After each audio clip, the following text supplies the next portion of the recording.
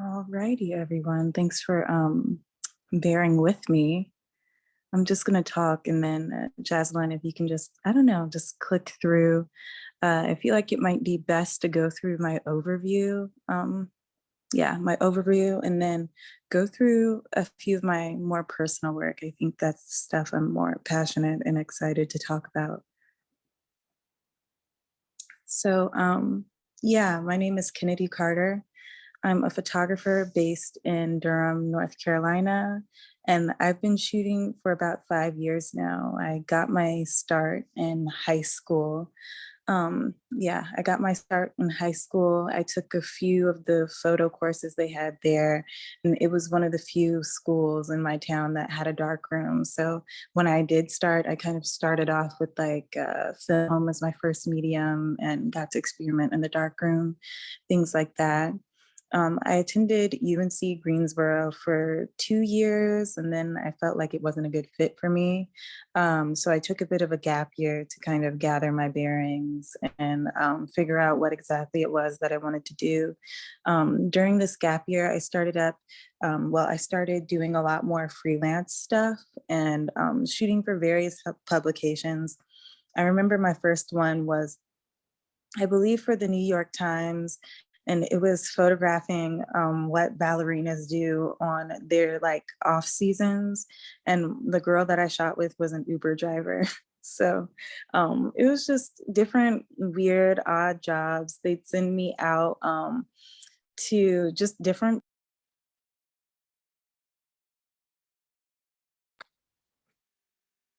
Alrighty. Have y'all been hearing me, or was I talking the entire time with my? We Was we I muted? we can hear you. Yeah, we heard you. Okay. You're Whew. good. I was about to say, I done told my whole life story and nobody heard it.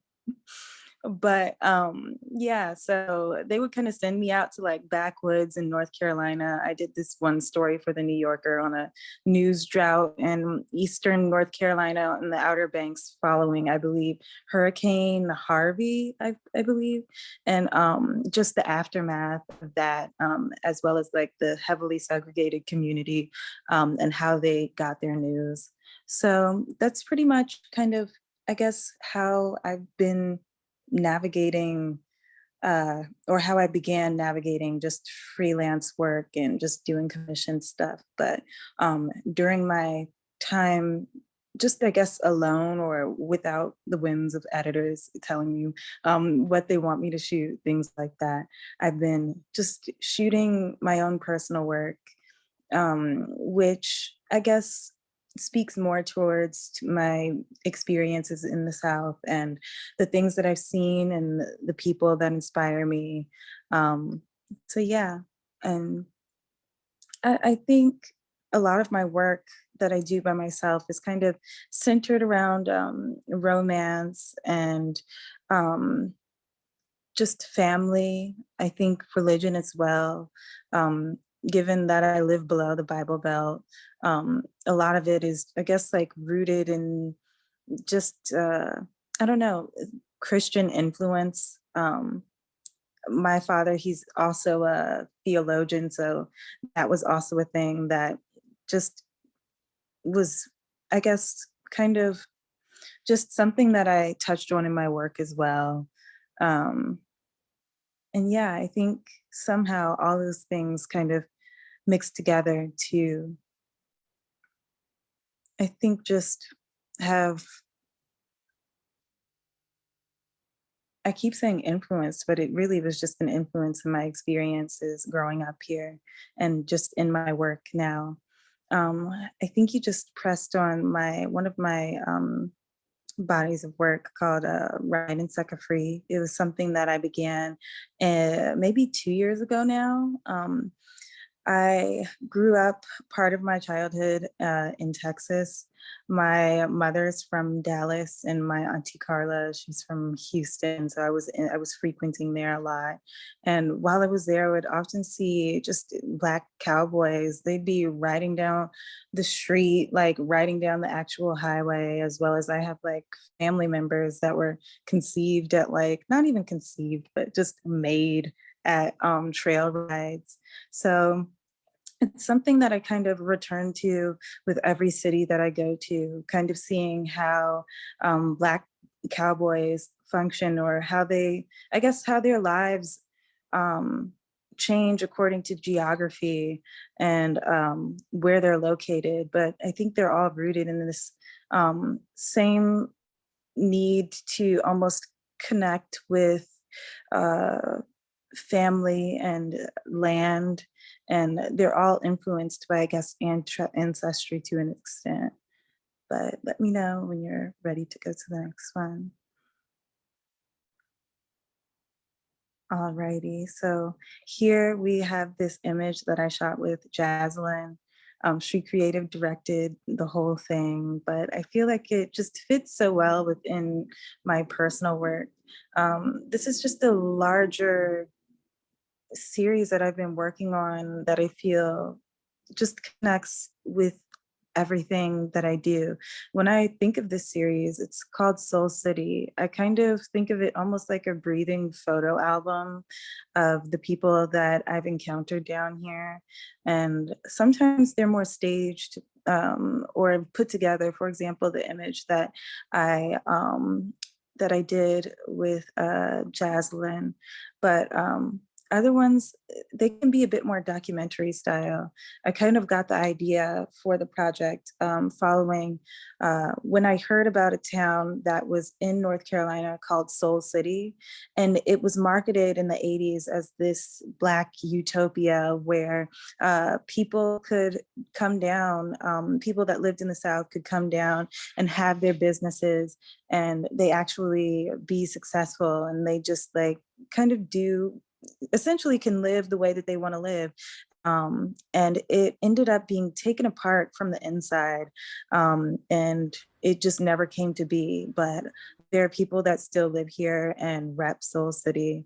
And so I think with this project, I kind of thought it'd be interesting to um, almost not necessarily create a town, but think of if this town was to exist, the people that live there, the people that just live and exist and um yeah, really just do what they want. And I think when I finally make a book, this will probably be um I don't know, just the body of work that I pursue and want to put out there.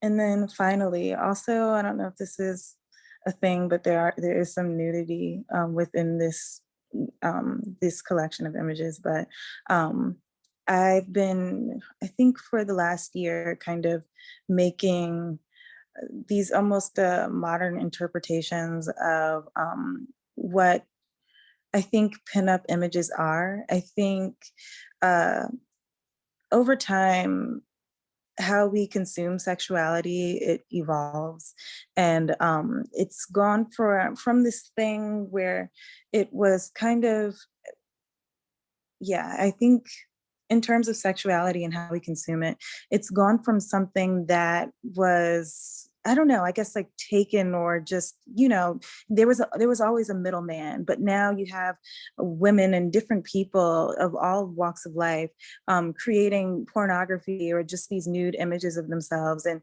being able to sell them on their own. So I was kind of thinking about that, as well as I collect these, well, actual pinups or negatives of pinups.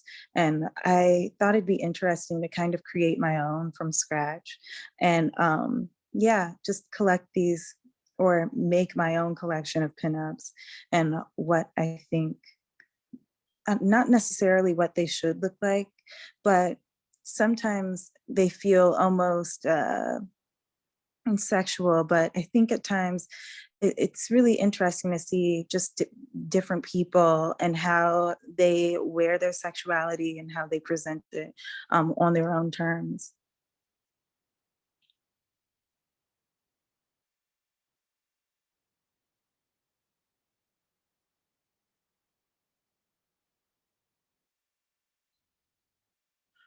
Alrighty. And then I have some commissioned work as well, if we want to look through a few of them. Um, Yeah, so there, well, here are the images that, or some of the images that I shot for British Vogue of Beyonce. I kind of landed that assignment out of the blue. I feel as though everything fell into place when it needed to fall into place in terms of what was going on in my life, as well as just when I received the assignment, as well as the things that it's done for my career. I think for a long time, I felt as though in order to get the assignments that I had been getting, that I had to leave North Carolina and I guess like pound the pavement in a big city in New York and I guess like show my face to kind of a lot of these editors, but I think I landed that after just creating the personal work I'd been creating on my own down here. And yeah, just doing what I love. And I feel as though the editor that asked me to, if I was interested in it and kind of put me up for the bidding process, had was most interested in the work that I've been doing personally. Is there any other specific like commission work that you want to show? I know Let's there's. see. Hmm. I think let's go down to the New Yorker, Pollocksville. It's right under Rolling Stone. Okay. So this was one of my first assignments. I kind of briefly touched on it about just the assignment that I'd done in Eastern North Carolina on the Outer Banks and the afterlife of a hurricane that affected a town called Pollocksville. And it's also, I was in Pollocksville, Jones County, Kinston, just kind of like super Eastern North Carolina, looking at this super segregated town and I guess seeing how these different groups of people went about getting their news. I always look back on this assignment and I just always thought it was so interesting. I feel as though I don't really get a lot of assignments that feel almost, I'm trying to figure out how to describe it, but niche in perspective and super, yeah, that's the only way I can describe it. It was a unique perspective that I really just value within my portfolio. Let me see what else is up in there. I need to update it, honestly. um, we could do Entertainment Weekly by with Lakeith Stanfield. Um, so I think I shot this, I believe, in December, right before the turn of the year out in LA. And I don't know, when I see it within my whole portfolio, I think it's, I don't know, it just feels fitting in terms of this super 70s look.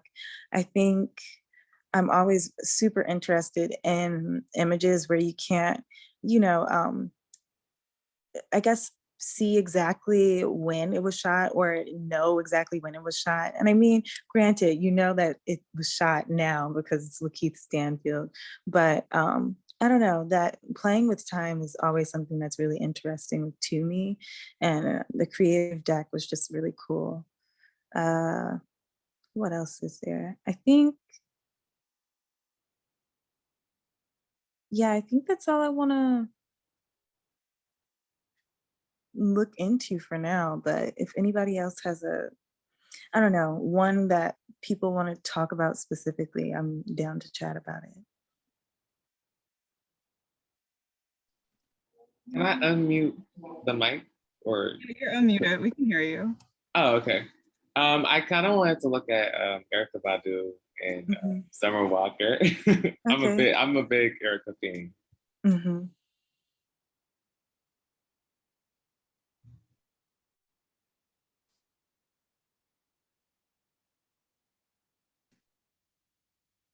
Let's see. I forgot I wasn't sharing my screen. I'm over here clicking through. I'm like, why isn't anyone saying anything? Okay. All right, all right. Let me see. I feel, when did I shoot this? It was, I think, the day after my British Vogue cover had came out, and then they asked me if I'd be willing to go to Dallas to shoot with Erica and Summer, and I'm big fans of them both. And they really had, it was weird. They had two completely different energies, kind of. And Erica had styled Summer.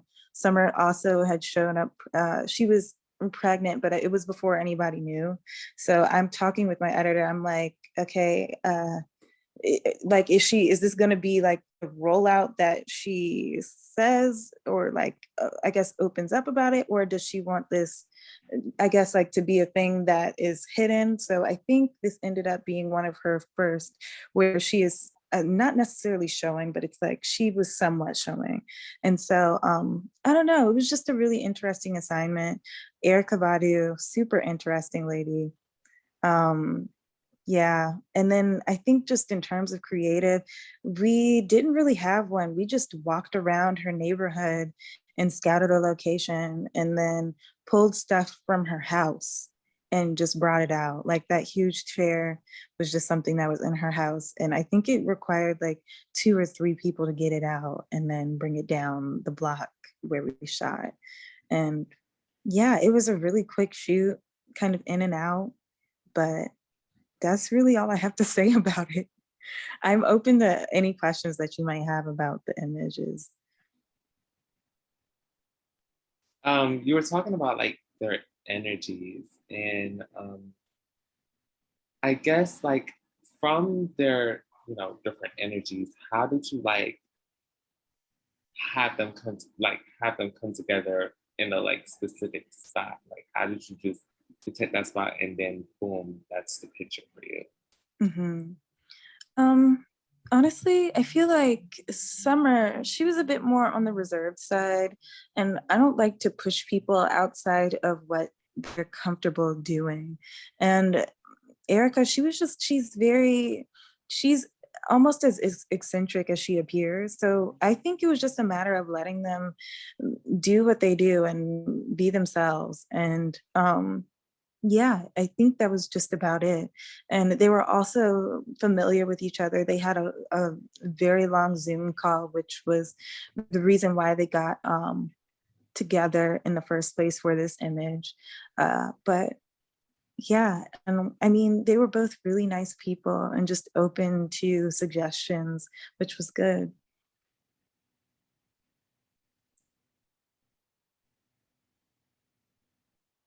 So we kind of jumped into the Q&A portion.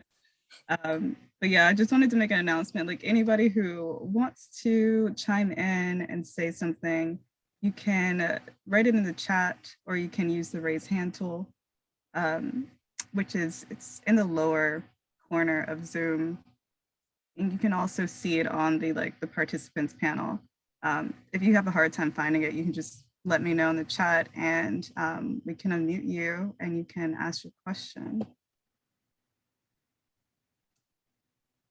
And don't be shy. This is a salon, so it is nature. It's for us to just, sit here and like converse. But in the meantime, I actually have a question. Mhm. On the thought of Black love, there's an artist named Gadere. They were previously featured on Cloud Salon, and they recently posted on Instagram, "What does it take to make love go viral?" And this puts me in the mind of like the photo series that we did, and just like celebrating Black women and love despite trauma.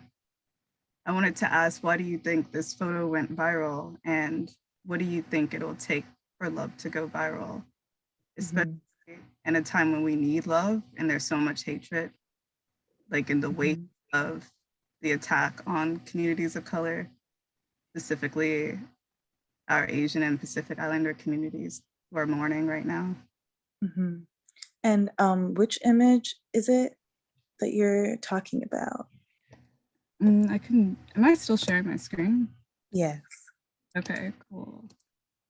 It's the photo that you and I did together. Um, Mhm. in 2019. And I remember like you had hit me up and you're like, yo, it's like going crazy. Like on Twitter, so many people are retweeting it. And like, Mhm. and yeah, like, why do you think that people had that reaction to um, the photos? I think something that people gravitate to is familiarity and things that they can relate to.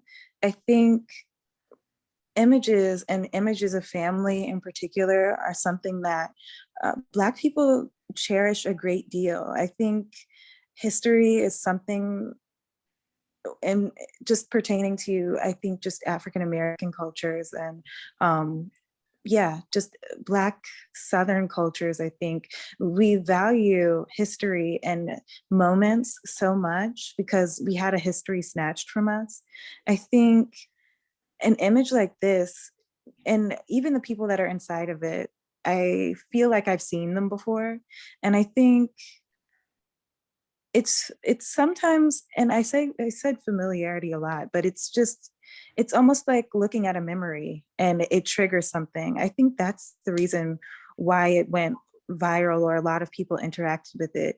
It resonated with people because of that. And I think um just in terms of love and making it resonate with people, I feel as though that love is something that so many people relate to and want to feel, or or hopefully want to feel, or have felt before.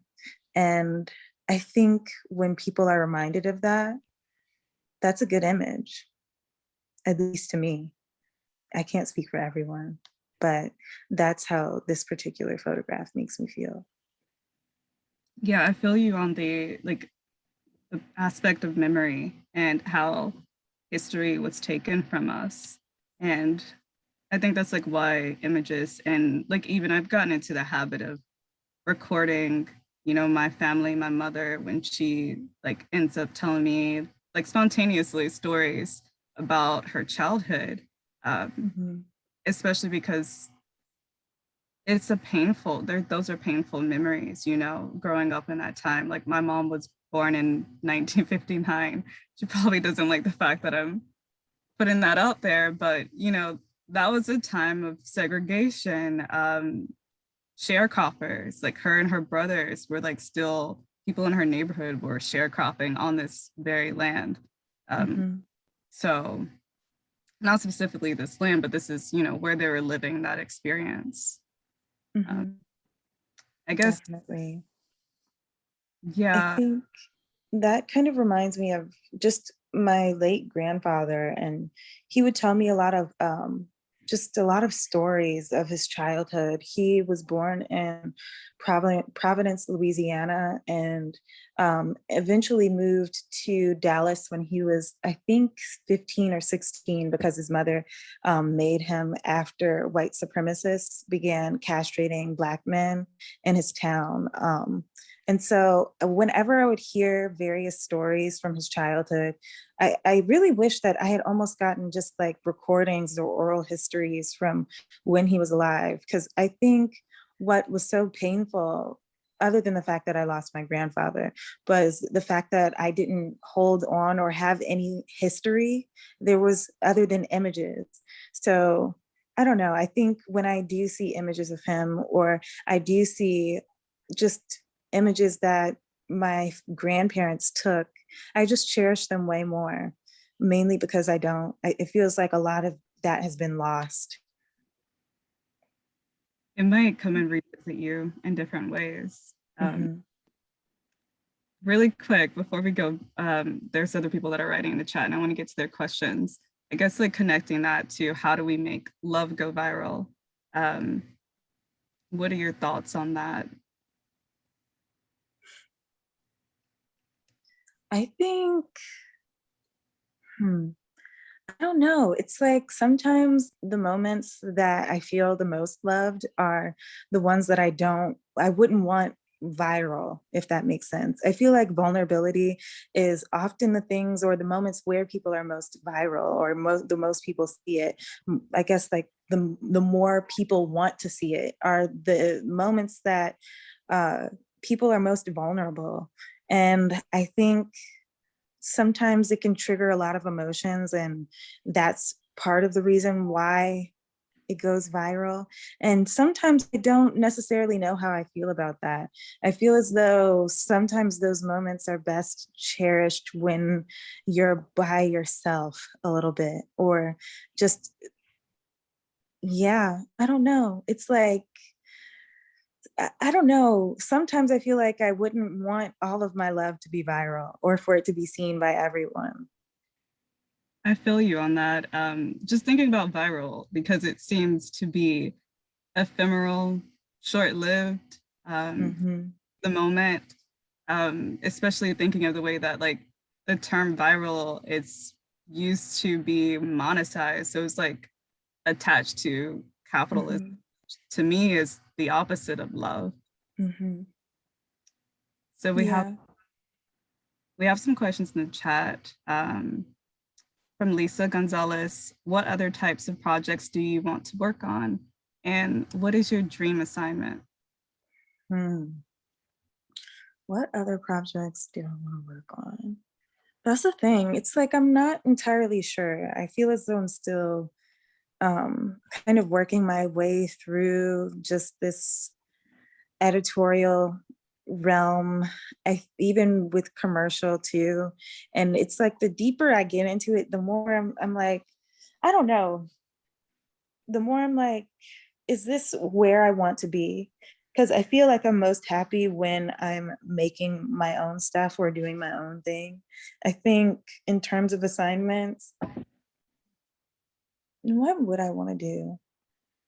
I don't know. I feel like the best assignments are the ones when I have complete creative control and I'm able to do as I want and gain or work with a team that I've been wanting to work with.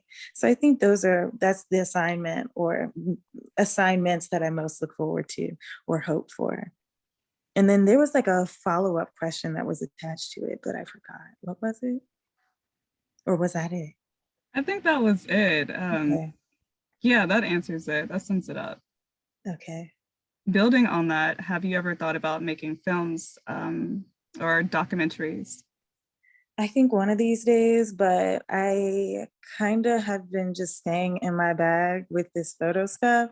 And then eventually I'll venture out and do films. I think part of why I'm so nervous about venturing out and doing anything else is I don't like to show anything until I'm sure it's really good. And I think you have to, I guess, put yourself out there to learn and be able to grow in that aspect. So I will one day after I get my feet wet with it, but I'm not sure when exactly. I do enjoy screenwriting though, but most of the scripts are really bad. So I kind of pick it up and put it down. I feel like you got to start somewhere. And so Yeah. as long as you don't stop, I was watching a interview with Octavia Butler, and Hmm. she was like, yeah, a lot of my early writing was terrible, but I never gave up. So Hmm. Yeah. What do they say? Rome wasn't built in a day. it wasn't, or we could think of Yeah. another city, right? Like, Yeah. I don't know. Which other city? but that's a good example. Just thinking of Rome and the fall of empires. Um, Hmm. we have someone raising their hand. 1 second. Hey, River. I think. Hello. Hey.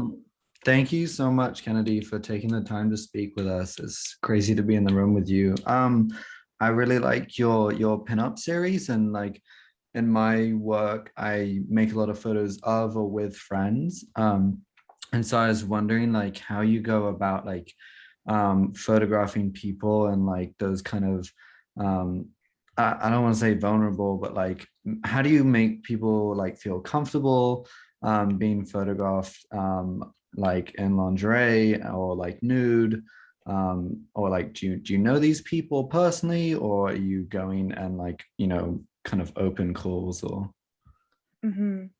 So some of these people are my friends, and some of these people I've never met before. If Are you still sharing your screen, Jaslyn? I just stopped because I realized I was sharing it the whole time. You want I'm me sorry. I'm gonna have you go do it again. It's cool, it's cool. What photo? Can you see my Let me see. So go to pinups. And then if you go to the little gallery button in the corner, it's like on the right. Yeah. Um, let's do the one of the person. Go move your cursor up just a little bit. Over. It's like second row on the farthest right. Right there, yeah. Oh, I love this one. So this person, I met them on Twitter and I did not know them from a can of paint. We were in, where was I? I went to Los Angeles for a week and then I knew they were out there. They were out in Riverside. So I was like, look, I really want to shoot with you. I will pull up on you and pick you up. And they were like, yeah. So I got them from Riverside and I drove them to downtown LA and we did this shoot. And this person in particular, they were comfortable with nudity. I kind of went over with them what I was trying to create to begin with. And that is how I met Jaslyn too. I will just pull up on anybody. It don't matter. I'll pull up on somebody in the street. My mom was laughing at me the other day because I was walking downtown in my city and there was a man with the most insane locks I've ever seen. And I ran a whole block just to catch up with him. And I will just do that. It really does not matter to me. I will chase a picture. But yeah, this person, met them on Twitter, went over what it is that I was trying to do, what it was that I was trying to make. And then I also kind of just went over what it was that they were most comfortable with. And that's typically just how I do, even with people that I'm close to. I never try to assume. So yeah, I pretty much just go over what I'm trying to make, what I'm hoping to do to begin with, and go from there. And I think with what I kind of start more modest and then I kind of become almost stripped bare. So I start with the more clothed attire, or sometimes we just jump into it. It varies according to the person. And I kind of just try to learn how to read their energies beforehand and just open the lines of communication so no one feels uncomfortable. Thank you so much. Mhm. I don't want to say your name wrong. Is it Amici? Amechi. It's a Nigerian name. It's a little bit hard. but but I was gonna ask, I know within photography and this whole business that you're in is very white dominated, and it's very hard sometimes to catch the essence of Blackness within photos. And were there any integral moments within your life that, or any like images of Blackness that you shot that made you want to strive to take more photos and moments of Blackness in certain, in different, essences and different emotions, especially like things like Black joy, Black joviality. A lot of times when you see Blackness depicted, a lot of times it's our trauma and people trying to commodify off of it. So like were there any integral moments within your life that people may have wanted to box you in, or certain images that made you want to strive more to capture more essences of Blackness? Mhm. Jaslyn, I'm gonna have you share your screen again. Sorry, sister. No, you're good. 1 second. Okay, I'm gonna have you go to the home button. And then go to the little gallery thing again. Let's see where it is. Okay, it's not there. Okay, one more. I'm gonna have you do one more. But go to personal work. and then Soul City. And I'm gonna have you go to the gallery one more time. Alrighty, and it is the 5th image.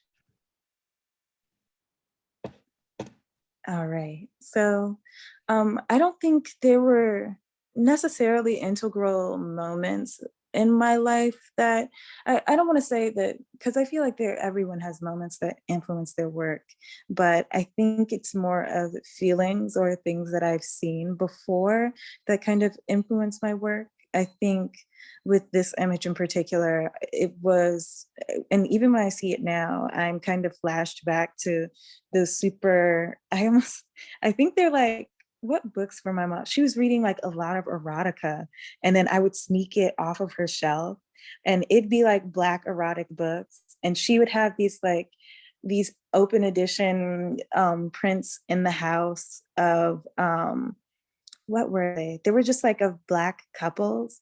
So I think seeing those and sneaking those books off her shelf and stuff was just something that I didn't know. Can your mom start a book club? Look, I'll start a book club, okay?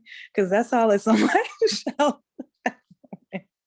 But yeah, so just seeing those things and sneaking those things kind of influenced my work a great deal. And I'm currently reading, what's that lady's name? I think her name is Beverly Jenkins. And she's this Black author that writes romance and like kind of historical erotic novels. But they'll take place in like the 1800s. And something that I think is so interesting in those books is just seeing how Black people and in relationships, or at least in the books, were almost like these air bubbles of life and safety outside of all the traumatic things that were going on in the world. Because I mean, it's 1800s, you got slavery, you got all these messed up things happening, but you turn, even now, even in the wake of like just doom scrolling on Twitter and seeing all these terrible things happening on a consistent basis, sometimes we just turn to our lovers for safety and understanding. And I think when I look at those images or think back on the images that, or paintings that I was seeing in my mom's house, and those book covers that I was sneaking, and like the books that I was reading that I was sneaking, and I look at this image here, I think that's what I was trying to embody, I believe. And yeah, I think that's just what I was trying to embody within this image and within a lot of the images that I make of couples. And I think it's something that I want to just branch out and continue to do, uh, because our partners really at times, and I feel like this can be quite codependent, but sometimes they be keeping us alive and keeping us from whooping somebody ass, and keeping us safe and being this like safe little bubble. And that's what I get from this image and how close they are. And yeah, I just think it's something that's so interesting with couples and romance. And yeah. Thank you. Thank you. Mhm. Yeah, I really feel that, just thinking on the thought of like Black love is radical because it Mhm. keep us alive. There's nothing else that could have kept us alive through the trauma that we are still living through. Mhm. So we have another question from Danielle. In regards to photography as a whole, do you think that there's one specific key to producing meaningful images? Or do you think that it's different for every photographer? I think it's different for every photographer and every artist in general. I was talking with a friend, and they were basically telling me that they didn't necessarily know how to talk about their practice or their just artistic practice photographic practice without feeling as if they were revealing their tricks similar to a magician.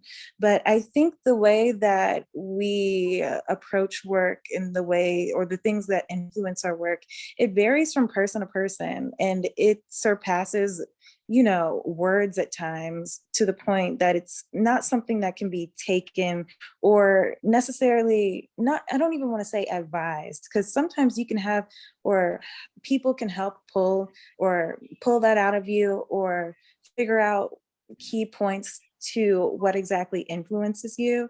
But I think practices and how exactly, just how we pursue work, it's almost like DNA, and it's different from each person, if that makes sense. And I think, yeah, it's really different from for each person. And I feel the best way to find what it is for you is to keep shooting. Everybody says that all the time. At first I thought it was stupid when I was first shooting and I could not figure out what I was doing, and I felt like I was just aimlessly shooting. But with time I figured out what drives me most, and what I walk away, like when I walk away from a shoot, what leaves me feeling full. um I think really just search for that full feeling.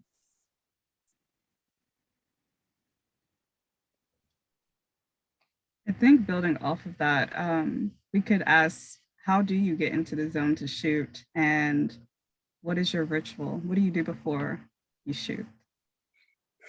What is it that I do before I shoot? I feel like oftentimes I'm just gathering materials and unconsciously searching for locations.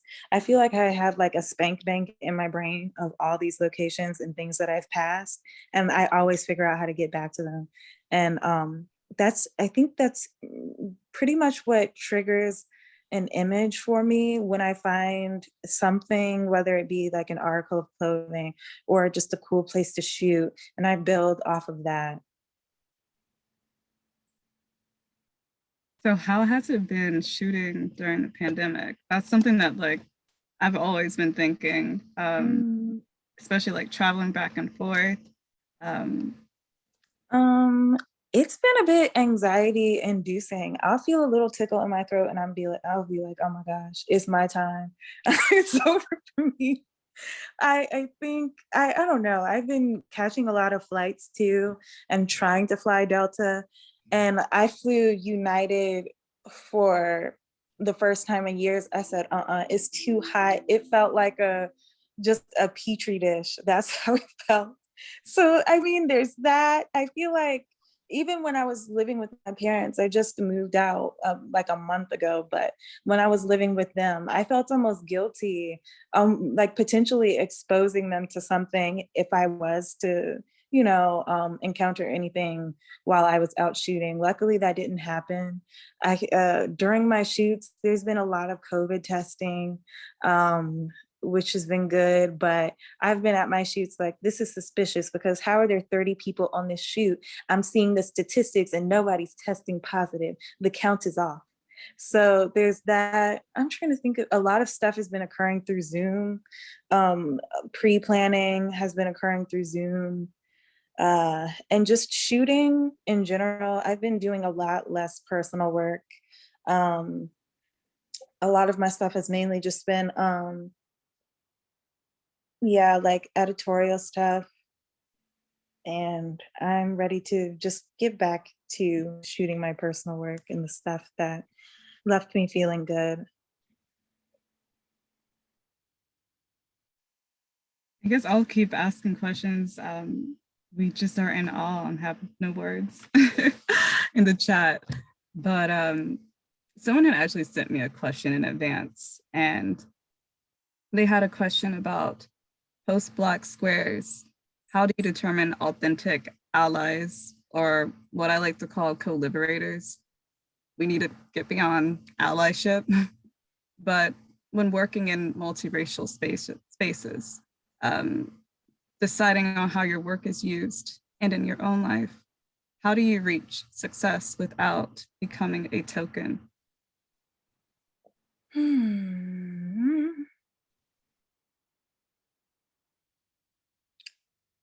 I'm still trying to figure that out. Right, that's a heavy question. When I read that, I was like, okay, I guess we can get into it. These are real questions that need answers. For real. I mean, honestly, because people really do just try and parade you around. Yeah, I think especially just in light of this renaissance that's been occurring within Black photography and people hiring Black photographers, there's almost been a need from some people to be not celebrated, but like patted on the back, like, yeah, you finally did this. But I'm not gonna praise a fish for swimming. It should have been happened, and it's tough because I mean, honestly, that's just a question that I don't know. I think about it quite often. Um, Walking away from situations at times, feeling used. And I don't know. I really don't know. I'm just going to admit that I don't know. Right, we just need to let that marinate. I feel like it is something that's in the back of all of our minds, Black artists, and especially like on the topic of trauma, which, yes, we need to address it, but it becomes a point where it's like, I'm making work about my trauma to heal from it, sit in it, and like you said, not to for someone else to exploit it just for the sake of representation.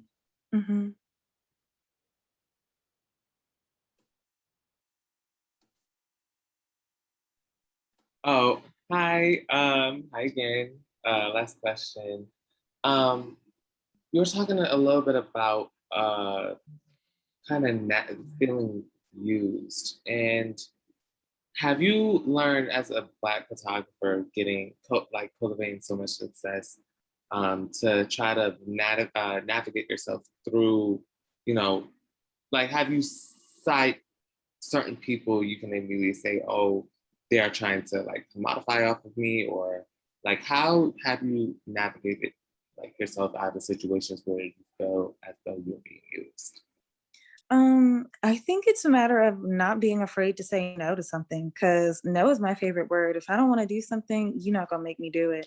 So I'm always willing to say no and walk away from a situation that leaves me feeling used or like a token, or just, I don't know. I feel like just had a lot of situations where I walk away feeling, I don't know, almost like a sellout a little bit. And it's just, it puts a stain on different experiences that are supposed to be good. So I think it's almost like it's a difficult learning curve these days. But if I encounter something that I'm just not feeling, I'll either say something about it or I just don't pursue it anymore. And it's time to cut the cord on it. Thank you. So I'm getting direct questions. One of the questions was, what are you currently working on? If you can share that, specifically, well, referring to the shoot that you did today. Oh my gosh, child.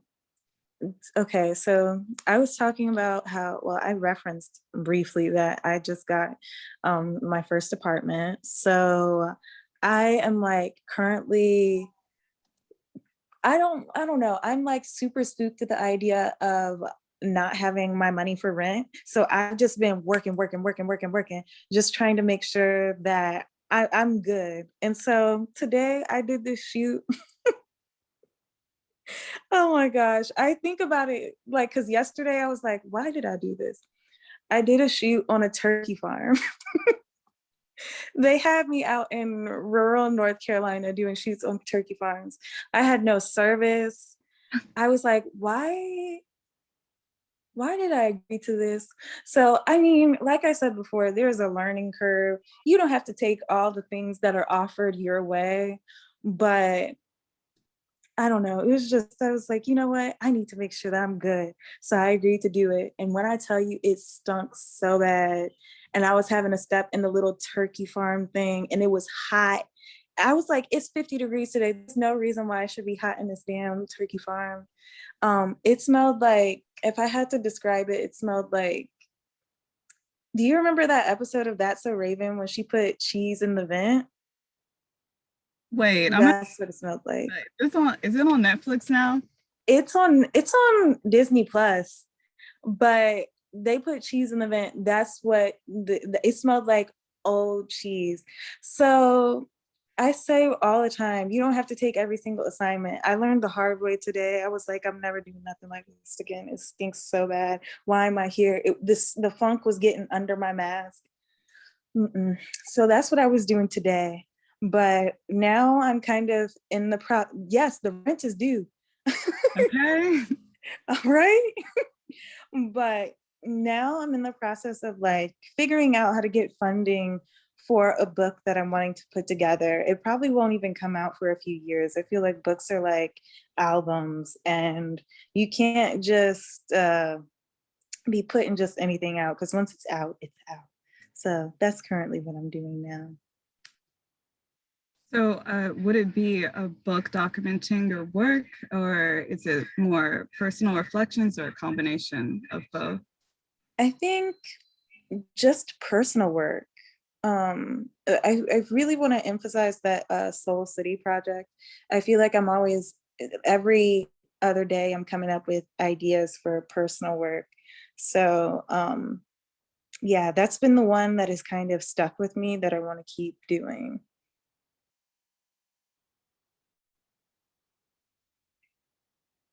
Oh Lord, I think we having some technical difficulties, y'all. Are we good?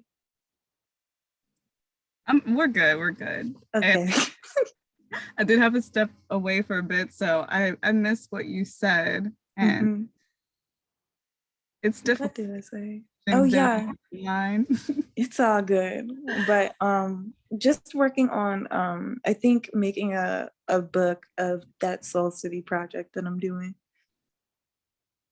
Yeah, I feel like we need that. So if you need like, I mean, I've been applying for grants all this year. So if I see anything specific to writing, I'll definitely send it your way. There's like, oh wait, it's not a writing book, it's a photo book. sometimes you can twist it. You can be like, I'm still going to apply for this grant, and this is why it qualifies, and tell me no, you to tell me no. I feel it. Yeah, there's like the grant process, and like I feel like this is what Cloud Salon is for. It's for us to share resources and insight to practice, and so that, because there's a lot of veils over things that prevent people from being able to pursue their practice or be successful. There's a lot of gatekeeping involved. But yeah, definitely like there's ways to find hidden grants that are out there. So anybody, hit me up if you have questions about that. Oh, I will definitely be hitting you up.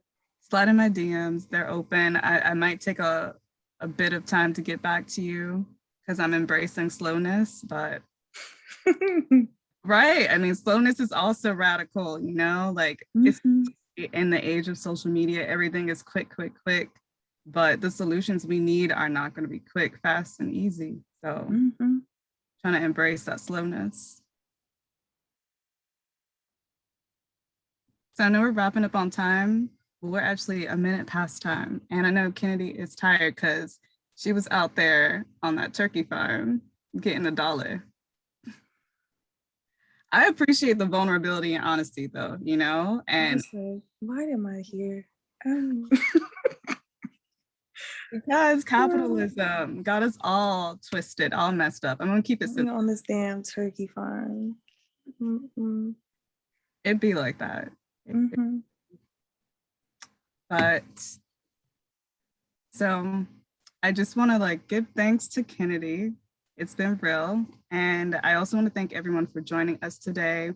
And I want to give a special thank you to our team members, the team at Cloud Salon, Richard Thay, Sven Travis, and myself, the graphic designers, Richard Thay, Helen Chung, and myself again, and our program coordinator, Sam Morrison, and of course, support from the Design and Technology program, John Sharp and Melanie Crean.